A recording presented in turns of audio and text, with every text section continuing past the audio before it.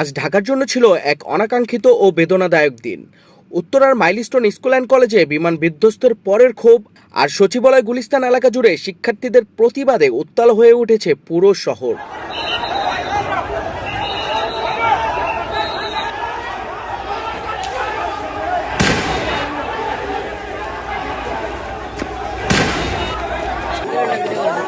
শুরুটা ছিল উত্তরা মাইলস্টোন ট্র্যাজেডির রেস্টেনে।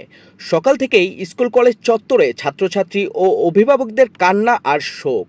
হাসপাতালে ভিড় বাড়ছে, মৃতের সংখ্যা বেড়ে ৩১। জাতীয় বার্ন ইনস্টিটিউট ও ঢাকা মেডিকেলে আহত ভর্তি হয়েছেন অন্তত ১৬৫ জন। হাসপাতালে চিকিৎসাধীন শিশু কিশোরদের বাঁচাতে চলছে রক্তদানের আহ্বান। স্বেচ্ছাসেবকদের ব্যস্ততা, স্বজনদের দীর্ঘ অপেক্ষা। অনেকে এখনও স্বজনের খবর খুঁজছেন। ক্ষুব্ধ অভিভাবক ও ছাত্রদের অভিযোগ, নিহতদের সঠিক তালিকা পরিচয় প্রকাশ করছে না প্রশাসন। স্বজনদের দাবি, লাশ গুম করার অপপ্রচার চলছে। মাইলস্টোন ক্যাম্পাসে শিক্ষার্থীদের উত্তাল প্রতিবাদ। শিক্ষার্থীদের দাবি, আধুনিক ও নিরাপদ বিমান চালু, নিহতদের পরিচয় প্রকাশ, ক্ষতিগ্রস্ত পরিবারকে যথাযথ ক্ষতিপূরণ এবং আহতদের সুচিকিৎসার নিশ্চয়তা।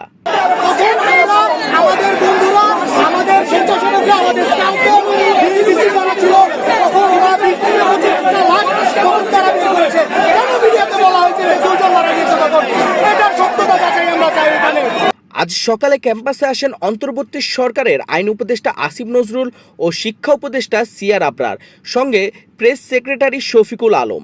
ছাত্ররা তাদের ঘিরে ধরে ক্ষোভে ফেটে পড়ে। স্লোগান দিতে থাকে, ভুয়া ভুয়া লাশ চোর প্রশাসন।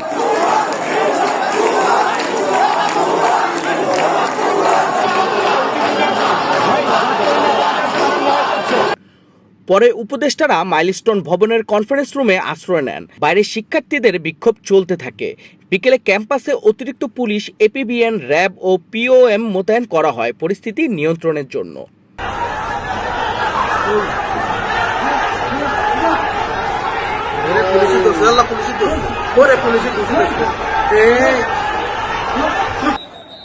অন্যদিকে দুপুর গড়াতে শিক্ষার্থীদের ঢেউ পৌঁছায় সচিবালয়ে।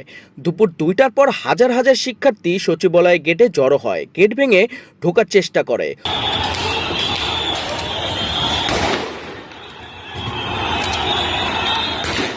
উত্তেজনাকর পরিস্থিতিতে পুলিশ ও আইনশৃঙ্খলা রক্ষাকারী বাহিনী লাঠিচার্জ, টিয়ারশেল ও সাউন্ড গ্রেনেড ছুড়ে শিক্ষার্থীদের ছত্রভঙ্গ করে দেয়। সচিবালয় সংলগ্ন এলাকায় যানবাহন আটকে পড়ে, অফিসগামী সাধারণ মানুষও ভোগান্তিতে পড়ে। অন্যান্য অফিস আদালত তারা ভাঙচুর করার চেষ্টা করছে, জানমালের ক্ষয়ক্ষতি তারা যখন শুরু করছে তখন আমরা তাদেরকে সেখান থেকে ডিসপার্স করেছি। তো আমরা চাই শান্তিপূর্ণ উপায়ে প্রতিটি সমস্যার সমাধান হোক। তাদের যদি কোনো দাবি দাওয়া থাকে তাহলে যথোপযুক্ত অথরিটির সাথে তারা সেটি উপস্থাপন করবে। আমরা এ বিষয়ে তাদের অবশ্যই হেল্প করব। পরিস্থিতি কিছুটা নিয়ন্ত্রণে আসলে একদল ছাত্র পুনরায় জড়ো হয় গুলিস্তান ও স্টেডিয়াম মার্কেট এলাকায়। পুলিশের সাথে দফায় দফায় সংঘর্ষ, টিয়ারশেল, ইটপাটকেল ছোড়া। আতঙ্ক ছড়িয়ে পড়ে ব্যবসায়ী ও চাকরিজীবীদের মধ্যে।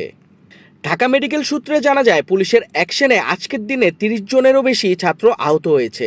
তাদের বেশিরভাগই মাথা ও হাত পায়ে আঘাত পেয়েছেন। কয়েকজনের অবস্থা আশঙ্কাজনক। সারাদিন জুড়ে ছিল পুলিশ, সেনাবাহিনী, র্যাব, বিজিবি, কোস্টগার্ডের টহল ও কড়া নজরদারি।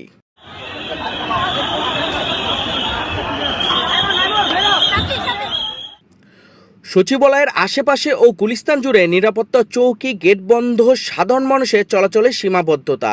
বিকেল ৩টার দিকে আইন উপদেষ্টা ও শিক্ষা উপদেষ্টা তখনও কলেজ ভবনের ভিতরে নিরাপত্তা বলয়ে ছিলেন। ছাত্রদের বার্তা, আমরা নিরাপত্তা চাই, জবাবদিহিতা চাই। ঢাকাবাসীর একটাই প্রশ্ন, শিশুদের মৃত্যু, আহতদের আহাজারি, প্রশাসনের ব্যর্থতা আর আন্দোলনের দম বন্ধ বাতাস, এর শেষ কোথায়? আজকের দিন জুড়ে উত্তরা, সচিবালয়, গুলিস্তান, ৩ মোড়ে ছিল ছাত্রদের দাবি, কান্না আর পুলিশের কড়া প্রতিক্রিয়া।